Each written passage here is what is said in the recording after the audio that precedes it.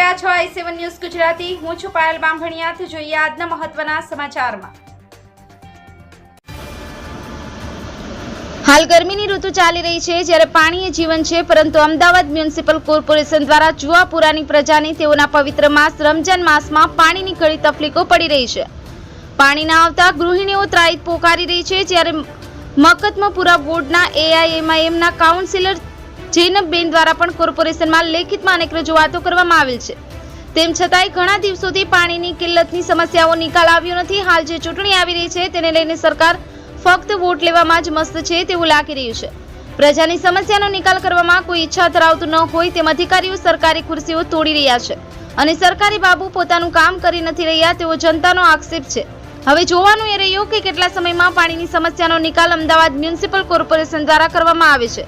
Sameer Khan Pathan, i7 news Gujarati. Ramesh સત્યની સાથે like કરો, શેર કરો, સબસ્ક્રાઇબ કરો i7 ન્યૂઝ ગુજરાતી।